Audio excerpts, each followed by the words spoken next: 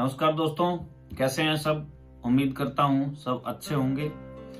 दोस्तों, प्रतिभा knowledge centre में आपका हार्दिक स्वागत और अभिनंदन करता हूं।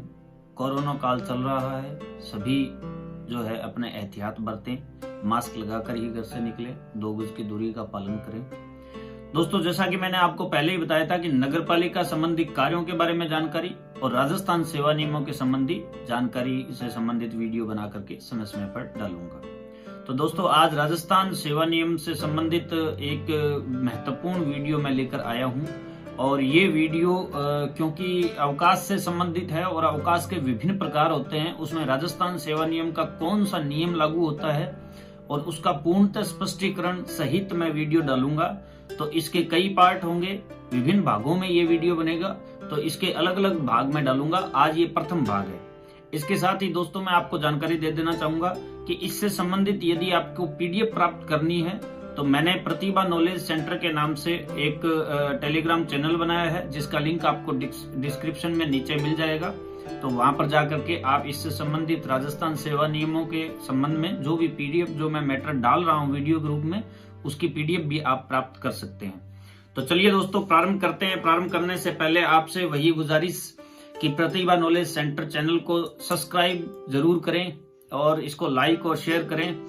दोस्तों, काफी मेहनत से और टाइम निकाल करके वीडियो बनाना पड़ता है, तो आपसे पुनः निवेदन है, लाइक, सब्सक्राइब और शेयर जरूर करें। Thank you. दोस्तों, अवकाश प्रत्येक सरकारी कार्मिक को जो सरकारी सेवा में नियत है, उसको कार्य के एवज में उसको जो है अवकाश, विभिन्न प्रकार के अवकाश मिलते हैं। तो राजस्थान सेवा नियम का नियम 57 ये कहता है कि आप कार्य संपादन के द्वारा ही अवकाशों का अर्जन कर सकते हैं। अर्थात यदि आप सेवा करते हैं तभी आपको विभिन्न प्रकार के अवकाश जो है मिलते हैं। वो अवकाश कितने प्रकार के हैं, वो कितने कितने अवकाश मिलते हैं, उसके बारे में मैं अगले वीडियो में विस्तार से जानकारी दूंगा। आज मैं अवकाशों का, विभिन्न अवकाशों का जो है परिचय दे देता हूं, उसमें कौन से नियम लागू होते हैं। तो मैंने आपको बता दिया, नियम 57 के तहत आप कार्य संपादन करेंगे तो ही आपको अवकाश प्राप्त होंगे। आरएसआर नियम 59 ये कहता है कि अवकाश जो है अधिकार नहीं है किसी भी कार्मिक का, चाहे वह राजपत्रित कर्मचारी हो चाहे वह अराजपत्रित कर्मचारी हो। अवकाश अधिकार नहीं है, यह प्राधिकारी के विवेक पर निर्भर करता है कि जन सेवा प्रभावित नहीं हो और कार्मिक के जो आवश्यक कार्य है वह भी संपादित हो जाए। उन दोनों में संतुलन बिठाते हुए प्राधिकृत अधिकारी, जो कि किसी भी कर्मचारी का हेड ऑफ ऑफिस जो प्रभारी है, वह उसको स्वीकृत या अस्वीकृत करने के लिए सक्षम है। दोस्तों, राजस्थान सेवा नियम जो 60 है वह ये कहता है कि अवकाश का प्रारंभ जिस दिन आप जो है अपने कार्य का स्थानांतरण किसी और को कर देते हैं उस दिन से होता है, और अवकाश का समाप्त जो है जिस दिन आप जो है कार्य ग्रहण कर लेते हैं पुनः आकर के, उसके पहले दिन अवकाश समाप्त हो जाता है। दोस्तों, राजस्थान सेवा नियम 60 का ये कहता है कि जिस दिन आप अवकाश के लिए आवेदन करते हैं, उस आवेदन पत्र में अवकाश के दौरान आप कहां रहेंगे इससे संबंधित पूर्ण पता और पूर्ण जानकारी वहां पर लिख करके आपको हेड ऑफ ऑफिस को देनी होगी। राजस्थान सेवा नियम का 61 नियम ये कहता है कि अवकाश के साथ, उससे पहले या उससे बाद में यदि आपके जो है सार्वजनिक अवकाश आते हैं तो आप उनका उपभोग कर सकते हैं, परंतु उसकी कुछ परिस्थितियां हैं।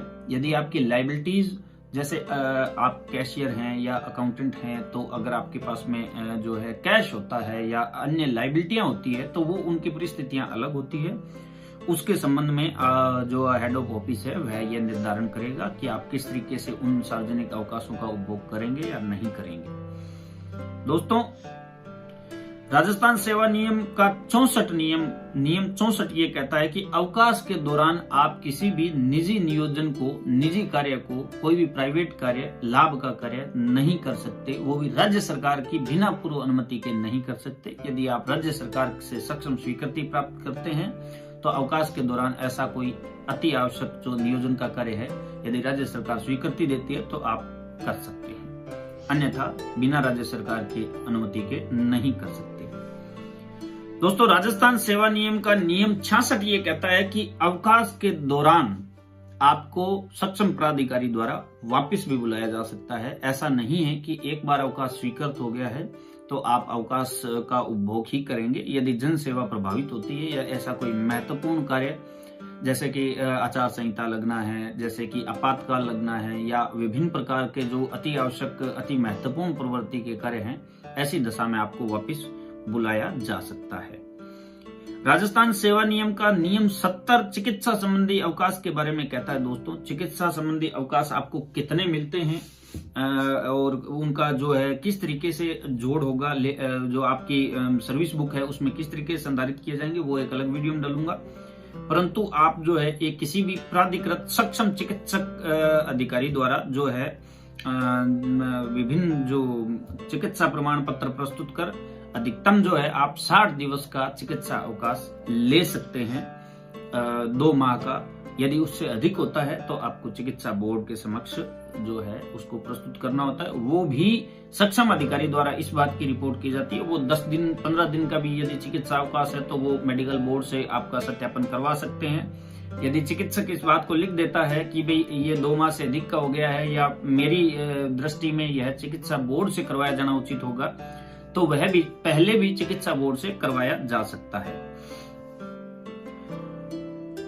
राजस्थान सेवा नियम का 75 रूल्स जो 75 है वो ये कहता है कि चिकित्सा का प्रमाण पत्र जो सिकनेस आपने दी है वह किसी भी प्रकार के अवकाश का अधिकारी आपको घोषित नहीं कर देता है। यदि आपने सिकनेस दे दिया है तो आपको अपने सक्षम अधिकारी के आदेशों की प्रतीक्षा करनी चाहिए। वह उसको बोर्ड के समक्ष भी प्रस्तुत कर सकता है। वह उसको यदि पाता है कि उसकी नजर में यह सही नहीं है तो उसके कुछ भी आदेश हो सकते हैं, वो उसके विवेक पर निर्भर करते हैं। दोस्तों, राजस्थान सेवा नियम जो 76 है वो अराजपत्रित सरकारी कर्मचारियों द्वारा चिकित्सा प्रमाण पत्र प्रस्तुत करने से संबंधित है। उसमें यह कहा गया है कि चिकित्सक जो है सामान्यतः रोग की प्रवृत्ति, बीमारी की संभावित जो अवधि है वह अंकित करेगा। जहां राजकीय कर्मचारी बीमार हुआ है वहां राजकीय यदि कोई चिकित्सक जो है अधिकारी वैद्य हकीम, शब्दों पर गौर कीजिए, चिकित्सक वैद्य हकीम राजकीय कर्मचारी नहीं है, राजकीय सक्षम प्राधिकारी नहीं है, तो रजिस्टर्ड मेडिकल प्रैक्टिशनर से भी प्रमाण पत्र संलग्न करवा करके अवकाश के लिए अप्लाई किया जा सकता है। यहाँ रजिस्टर्ड जो चिकित्सक की बात आती है तो एलोपैथिक, आयुर्वेदिक और यूनानी जो चिकित्सक है राज्य सरकार के सेवारत डॉक्टर्स हैं वो इसके अंतर्गत आते हैं। होम्योपैथिक जो राज्य सरकार से अप्रूव डॉक्टर है, राज्य सरकार का सेवा में रत डॉक्टर है, वह अधिकतम जो है 15 दिवस तक का चिकित्सा प्रमाण पत्र दे सकता है। राजस्थान सेवा नियम 78 ऐसे सरकारी कर्मचारियों को चिकित्सा प्रमाण पत्र जो ड्यूटी पर लौटने के अयोग्य हैं। यदि कोई कर्मचारी जो है बिल्कुल डिसेबल हो जाता है, यदि वह कार्य करने में सक्षम नहीं है, तो डॉक्टर से यह उम्मीद की जाती है कि वह उनके चिकित्सा प्रमाण पत्र पर यह टिप्पणी अंकित करे कि यह कर्मचारी जो है राज्य सेवा में स्थायी रूप से कार्य करने हेतु अयोग्य हो गया है।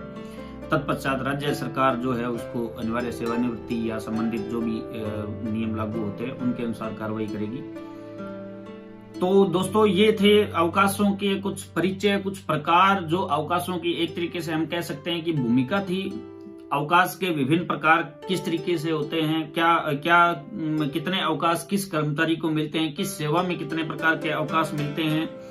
यदि नियत तारीख से पहले अवकाश से कोई कार्मिक लौट आता है तो उसके लिए क्या संबंधित नियम हैं, अवकाशों की स्वीकृति किस प्रकार होगी, अस्वीकृति किस प्रकार से होती है, स्वास्थ्य होने से संबंधित जो प्रमाण पत्र है वो किस तरीके से होगा, आदि के बारे में मैं भाग 2, 3 या एटसेट्रा जो भी जितने भी भाग इसके बनेंगे, समस्त जो भाग मैं अवकाश से रिलेटेड, जिसमें आकस्मिक अवकाश है, उपार्जित अवकाश है, अध्ययन अवकाश है, प्रसूति अवकाश है, आदि के बारे में सारे वीडियो बना करके डालूंगा। तो दोस्तों, प्रतिभा नॉलेज सेंटर को देखते रहिए और पुनः इसको निवेदन है मेरा, लाइक और सब्सक्राइब कीजिए। इससे संबंधित जो मैं मटेरियल बना करके डाल रहा हूं, प्राप्त करने के लिए आप नीचे दिए गए डिस्क्रिप्शन में जो लिंक दिया है उस पर जाकर के आप टेलीग्राम चैनल ज्वाइन कर सकते हैं। वहां पर मैं इससे संबंधित जो भी वीडियो जो पीडीएफ होगी वो मैं पीडीएफ उस पर डाल दूंगा और आप पीडीएफ वहां से प्राप्त कर सकते हैं। ये नियम बड़े आपके काम के हो सकते हैं, कभी भी इसकी जरूरत हो सकती है। तो दोस्तों ठीक है, आज के लिए इतना ही। थैंक यू, गुड नाइट, शब्बा खैर, शुभ रात्रि।